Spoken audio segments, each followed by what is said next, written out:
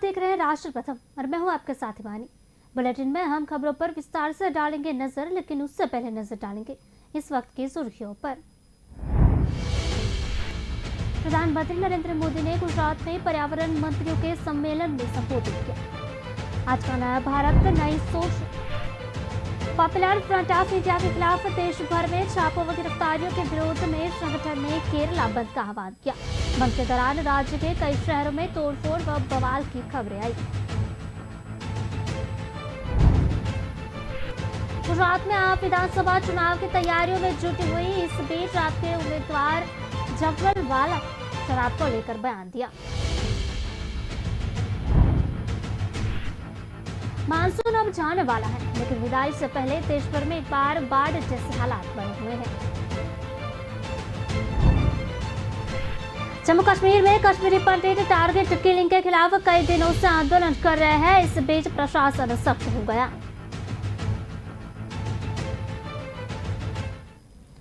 देखते हैं विस्तार से खबरों को और बात करते हैं। प्रधानमंत्री नरेंद्र मोदी ने गुजरात में पर्यावरण मंत्रियों के सम्मेलन को संबोधित किया। उन्होंने आज का नया भारत नई सोच और नए अप्रोच के साथ आगे बढ़ा रहा है। आज भारत तेजी से विकसित होती अर्थव्यवस्था भी है और निरंतर अपने पारिस्थितिकी तंत्र को भी मजबूत कर रहा है। उन्होंने कहा, हमारे जंगलीय क्षेत्र में वृद्धि हुई है और वेटलैंड्स का दायरा भी तेजी से बढ़ रहा है। पीएम मोदी ने कहा कि अपने कमिटमेंट को पूरा करने के लिए हमारे ट्रैक रिकॉर्ड के कारण ही दुनिया आज भारत के साथ जुड़ भी रही है। बीते वर्षों में गिरे के शेर, बाघों, हाथियों एवं एक सींग के गैंडों और तेंदुओं की संख्या में वृद्धि हुई।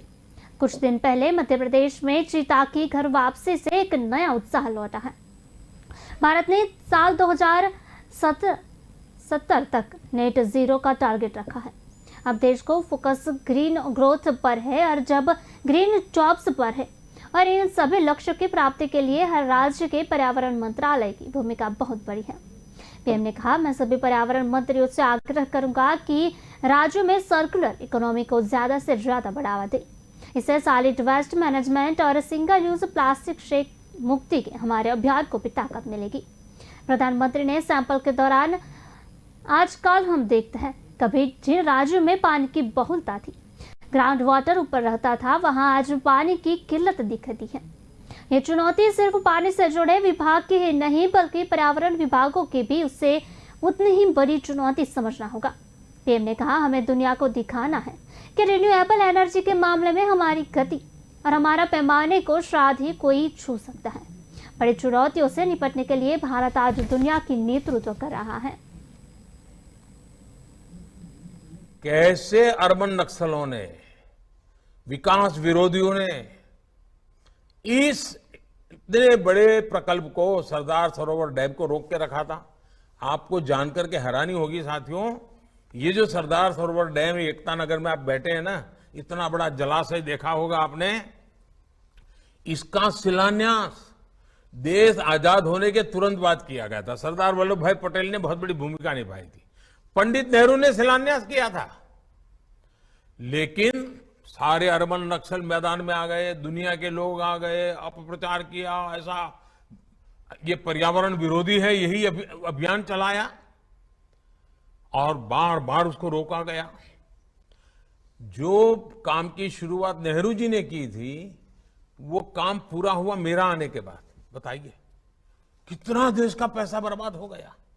और आज वही एकता नगर पर्यावरण का तीर्थ क्षेत्र बन गया। मतलब कितना झूठ चलाया था। और ये अर्बन नक्सल आज भी चुप नहीं है, आज भी उनके खेल खेल रहे हैं। उनके झूठ पकड़े गए, वो भी स्वीकार करने को तैयार नहीं है। अब उनको अब राजनीतिक समर्थन मिल जाता है कुछ लोगों का। साथियों, भारत में विकास को रोकने के लिए कई ग्लोबल इंस्टीट्यूशन भी, कई फाउंडेशन भी ऐसे बड़े पसंद आने वाले विषय पकड़ करके तूफान खड़ा कर देते हैं, और ये हमारे अर्बन नक्सल उसको माथे पर लेकर के नाचते रहते हैं और हमारी यहां रुकावट आ जाती है। पर्यावरण की रक्षा के संबंध में कोई कॉम्प्रोमाइज न करते हुए भी संतुलित रूप से विचार करके हमें ऐसे लोगों की साजिशों को, जो वर्ल्ड बैंक तक को प्रभावित कर देते हैं, बड़े बड़े जुडिशरी को प्रभावित कर देते हैं, इतना अपप्रचार कर देते हैं, चीजें अटक जाती है। हमारा प्रयास होना चाहिए कि बेवजह पर्यावरण का नाम लेकर ईज ऑफ लिविंग और ईज ऑफ डूइंग बिजनेस के रास्ते में कोई बाधा। पॉपुलर फ्रंट ऑफ इंडिया यानी कि पीएफआई के खिलाफ देश भर में छापों व गिरफ्तारियों के विरोध में आज संगठन ने केरल बंद का आह्वान किया था। बंद के दौरान राज्य के कई शहरों में तोड़फोड़ व बवाल की खबरें आई है। कोयम्बतूर में भाजपा कार्यालय में तोड़फोड़ की सूचना मिली है। कोट्टायम में बंद का समर्थन कर रहे लोगों ने एक ऑटो रिक्शा और एक कार पर पथराव कर उन्हें क्षतिग्रस्त कर दिया। कार्यकर्ता एनआई के छापे और पीएफआई के नेताओं की गिरफ्तारी का उग्र विरोध कर रहे हैं। अलुवा के निकट कंपनी पाड़ी में उग्र लोगों ने केरल राज्य परिवहन निगम की बस में तोड़फोड़ की। पीएफआई के प्रदेश महासचिव अब्दुल सत्तार ने एक बयान में बृहस्पतिवार को कहा था कि हड़ताल सुबह 6 बजे से शाम 6 बजे तक होगी।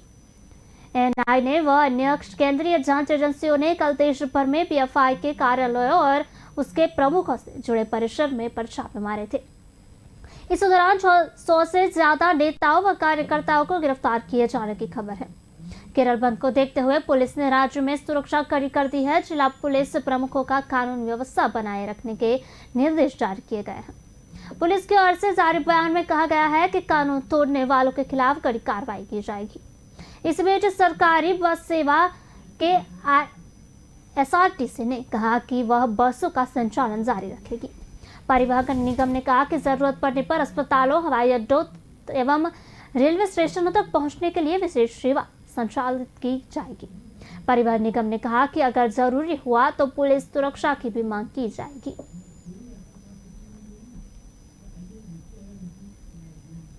बात करते हैं गुजरात में आम विधानसभा चुनाव की तैयारियों में जुटी हुई है। इस बीच आपके उम्मीदवार जगमल वाला ने शराब को लेकर एक बयान दिया है। उन्होंने कहा कि शराब पीना बुरी बात नहीं है। अगर आपके पास पावर है तो आप जितने भी शराब पीना चाहे पी सकते हैं, कोई रोक नहीं सकता। डॉक्टर IAS IPS भी तो शराब पीते हैं। शराब पर केवल गुजरात में ही रोक लगाई है। जगमल ने यह बयान बुधवार को एक जनसभा को संबोधित के दौरान दिया था।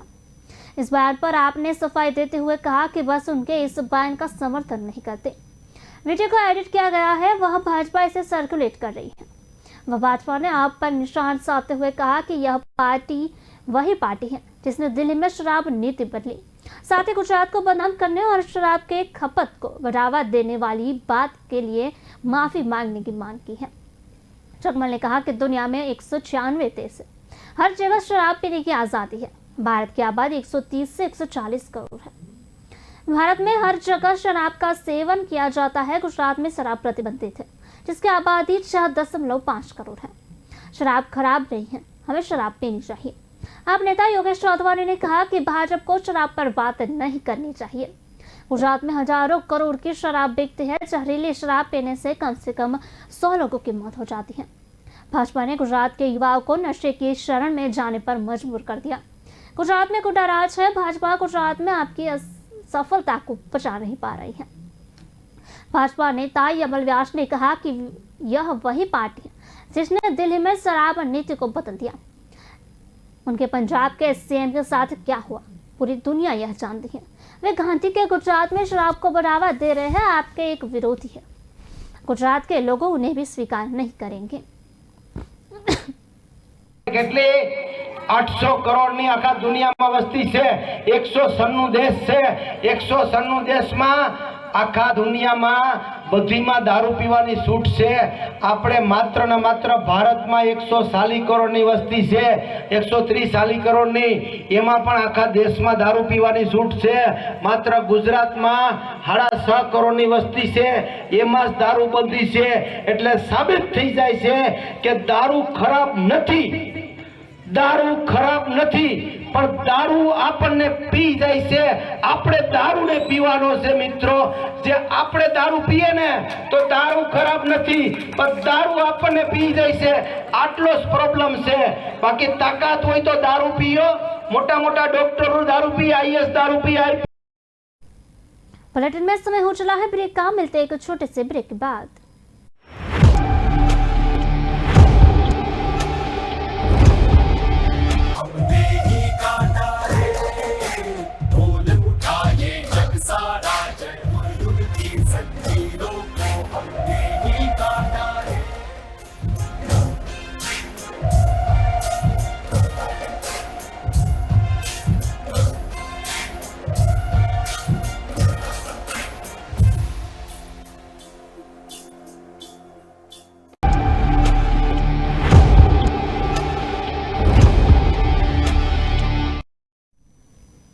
ब्रेक के बाद आपका स्वागत है। बात करते हैं, मानसून अब जाने वाला है, लेकिन विदाई से पहले देश भर में एक बार बाढ़ जैसे हालात बने हुए हैं। उत्तर प्रदेश, मध्य प्रदेश, राजस्थान समेत देश के कई हिस्सों में लगातार बारिश हो रही है। गुरुवार को हुई भारी बारिश से दिल्ली गुरुग्राम एक्सप्रेस वे पर 5 किलोमीटर लंबा जाम लगा रहा।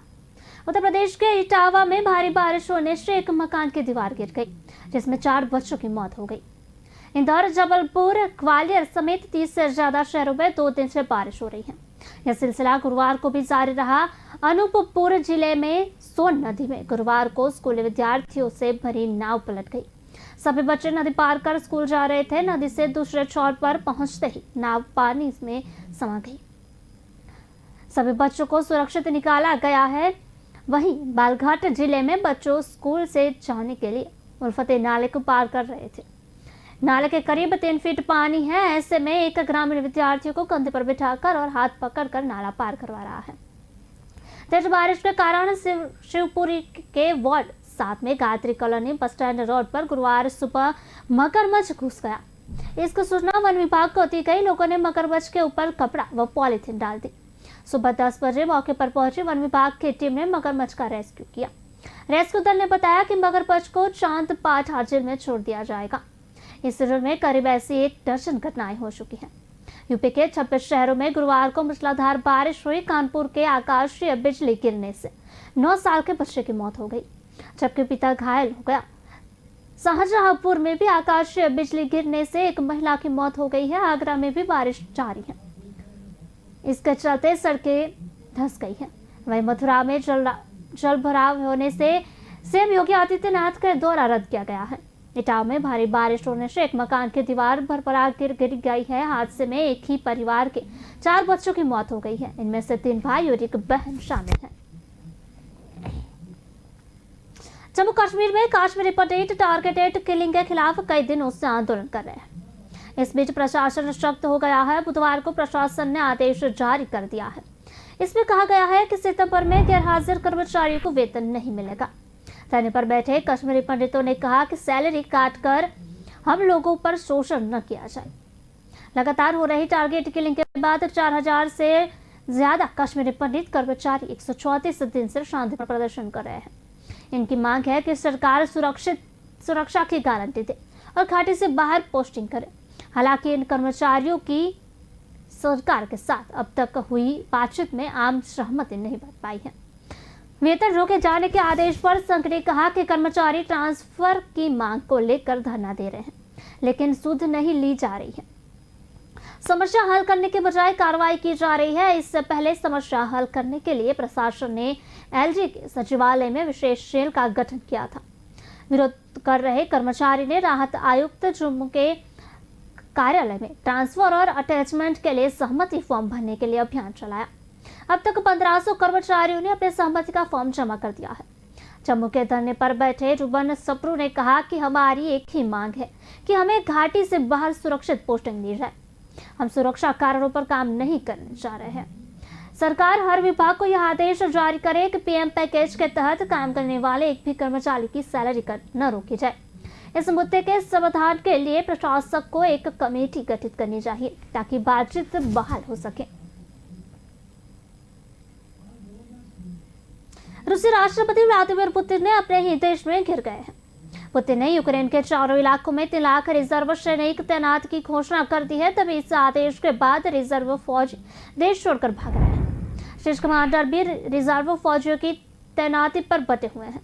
रूस के कई शहरों के एयरपोर्ट, बस और रेलवे स्टेशन पर देश छोड़ने वाले रिजर्व फौजियों की भीड़ जमा है। टिकटों के रेट कई गुना बढ़ा दिए गए हैं। रिजर्व फौजियों की मिलिट्री बेस पर लाने के लिए बसों को उनके घरों पर भेजा जा रहा है। कई रिजर्व फौजी घर के फ्रिज में छिप जा रहे हैं। उन्हें जबरदस्ती निकाला जा रहा है। रूस के मॉस्को, सेंट पीटर्सबर्ग सहित 10 शहरों में प्रदर्शन जारी है। पुलिस ने कई शहरों में प्रदर्शनकारियों पर लाठियां बरसाई और हवाई फायरिंग भी की। लगभग 3000 से ज्यादा लोगों को गिरफ्तार किया है।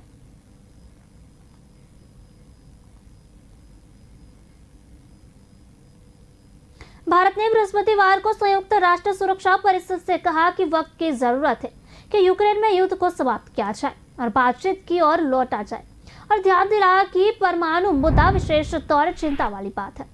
भारत ने रेखांकित किया। प्रधानमंत्री नरेंद्र मोदी ने रूस के राष्ट्रपति व्लादिमीर पुतिन से कहा था कि यह दौर युद्ध का दौर नहीं हो सकता।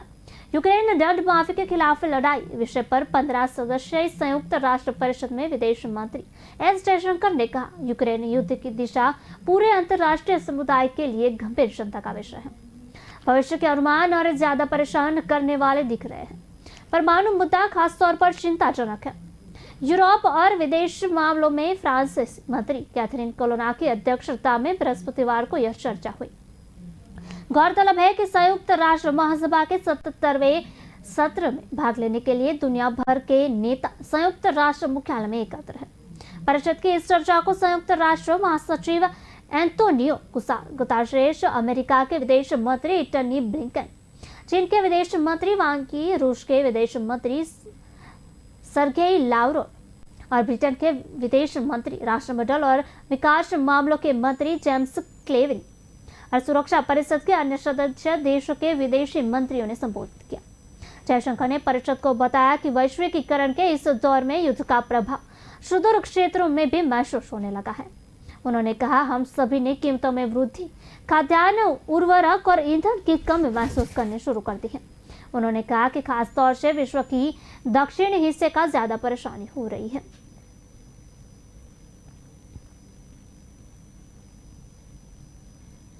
सुरक्षा बलों ने वीरवार को जम्मू कश्मीर के पूंछ जिले में नियंत्रण रेखा यानी कि LOC के पास विस्फोट बरामद किया। यह जानकारी अधिकारियों ने दी है।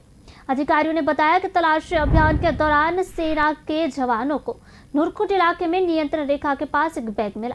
अधिकारियों ने कहा कि उन्हें बैग से एक रेडियो सेट, ग्रेनेड, एक सर्किट और धातु का एक बक्सा बरामद किया है, जिसके एक IED होने की आशंका है। उन्होंने कहा कि आगे की जांच चल रही है।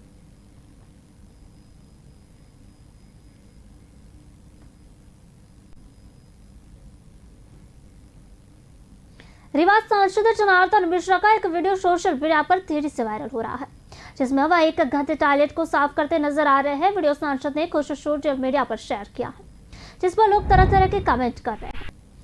वहीं टॉयलेट साफ करने के वीडियो सामने आने के बाद अब भाजपा की किरकिरी हो गई।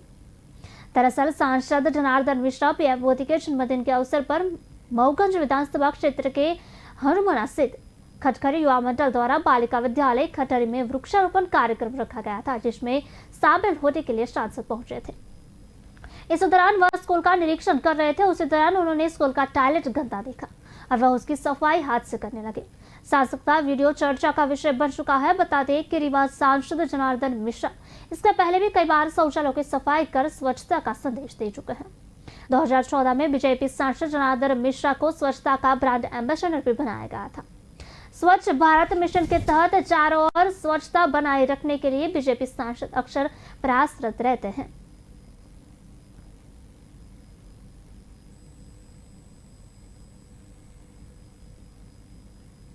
यूपी के संभल में समाजवादी पार्टी के सांसद शफीकुर रहमान बकर ने उत्तर प्रदेश में वक्फ की प्रॉपर्टी की जांच कराए जाने के आदेश जारी किए जाने पर फिर बीजेपी सरकार पर हमला बोला है। उन्होंने सरकार पर मुस्लिमों को परेशान करने का आरोप लगाया है। सपा सांसद बर्क ने बीजेपी सरकार पर हमला बोलते हुए कहा कि इस सरकार को बेरोजगारी की समस्या दूर करने की कोई फिक्र नहीं है। भाजपा सरकार सिर्फ मुस्लिमों को परेशान करने के काम पर लगी हुई है। देश से तमाम लोग करोड़ों रुपया लेकर विदेश भाग गए, सरकार उनका तो कुछ नहीं कर सकी। अडानी जैसे तमाम उद्योगपति कुबेरपति हो गए, इनकी कोई जांच नहीं हुई। इन सब मुद्दों से जनता का ध्यान भटकाने का काम किया जा रहा है। शफीकुर रहमान बकर ने कहा कि देश में लोग रोटी, कपड़ा और मकान की समस्या से जूझ रहे हैं, लेकिन बीजेपी नई पार्लियामेंट में के निर्माण पर करोड़ों रुपया पानी की तरफ बहा रही है। इन सब की कोई जवाबदेही सरकार के पास नहीं है। भारतीय जनता पार्टी को मदरसे की जांच में कुछ नहीं मिला तो अब वक्फ बोर्ड की संपत्ति की जांच का फरमान जारी कर दिया। सपा सांसद वर्ग ने कहा कि हम सरकार के इन कामों से डरने वाले नहीं हैं, हम सरकार का डटकर मुकाबला करेंगे। उत्तर प्रदेश के सत्तारूढ़ योगी आदित्यनाथ की अगुवाई में बीजेपी सरकार राज्य में गैर मान्यता प्राप्त मदरसों के सर्वे के बाद अब वक्फ के तौर पर दर्ज की गई सार्वजनिक संपत्ति का रिव्यू करवाएगी। इस पूरी प्रक्रिया को 8 अक्टूबर तक पूरा करने के लिए कहा गया है। योगी आदित्यनाथ सरकार अब मदरसों के सर्वे के साथ साथ वक्फ बोर्ड की संपत्तियों की भी सर्वे कराने जा रही है। कल आदेश जारी करा है, क्या देखते हैं आप इसको? भाई ये तो तरह तरह से ऐसे मसले उखाड़ कर ला रहे हैं कि जिससे कि आने वाला इलेक्शन जो 2024 में है उससे की तरफ तवज्जो न के इसमें ज़्यादा हमें अपने मसाइल में। अभी मदरसों का मामला था, सब लोगों ने मैंने कि घबराओ मत हो, बहरहाल सब ने अपने फ्यूचर चेक करा दिए, सब कुछ करा दिया, उन लोगों को घबराए नहीं, इंशाल्लाह कोई बात निकलेगी नहीं। तो इसे आप किस तरह से देखते हैं? जांच से क्यों बचा जा रहा है, क्या वजह है? जांच से क्यों बच रहे हैं मदरसे? जी क्या सियासी क्या आप इसको सियासत से देखते हैं, ये क्या वजह है, ऐसा क्यों हो रहा? ये है कि ये मुसलमानों की और लोगों की उधर से इनका जो इलेक्शन है, आने वाला इलेक्शन है, इसमें जो इनकी पोजीशन बहुत ख़राब है, भुखमरी है और महंगाई आसमान से बातें कर रही है और दूसरे मसाइल हैं, रेप का मसला, फलाने का मसला, सारी दुनिया के इसके मसले हैं। यहाँ तक कि हमारे नबी करीम सल्लल्लाहु अलैहि वसल्लम की शान में गुस्ताखी की गई सल्लल्लाहु अलैहि वसल्लम की, लेकिन उसमें भी इन्होंने कोई एक्शन नहीं लिया, उसको आज तक गिरफ्तार नहीं किया इन्होंने। अनु मिश्रा को आज तक गिरफ्तार नहीं किया, या नवीन जिंदल को भी गिरफ्तार नहीं किया, तो इनके खिलाफ कोई मुकदमा नहीं लगाया, न गिरफ्तारी की, न गवर्नमेंट इसमें बोली, जबकि ये इतना अहम मसला है कि हमारे रसूल सल्लल्लाहु अलैहि वसल्लम की जहाँ तक उनका सवाल है, उनकी इज्जत का सवाल है, तो वो चाहे हिंदुस्तान का मुसलमान हो या दुनिया के किसी खत्ते का। यूपी विधानसभा के लिए गुरुवार का दिन बेहद खास। सदन की सिर्फ महिला सदस्यों ने ही सवाल पूछे और सदन की कार्यवाही में खास भूमिका भी निभाई। इसके पहले सदन के नेता प्रतिपक्ष अखिलेश यादव ने कहा कि हमारे देश में महिलाएं अहम पद पर हैं। प्रदेश के महिलाओं के खिलाफ अपराध बढ़ रहे हैं। सरकार को इस पर नियंत्रण लगाने के लिए प्रयास करने की जरूरत है।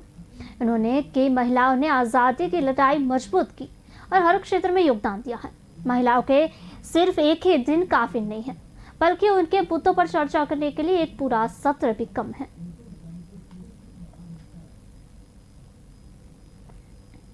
मदरसा आलिया से चोरी हुई किताबों का जखीरा पुलिस ने आजम खां की जौहर यूनिवर्सिटी को बरामद किया है।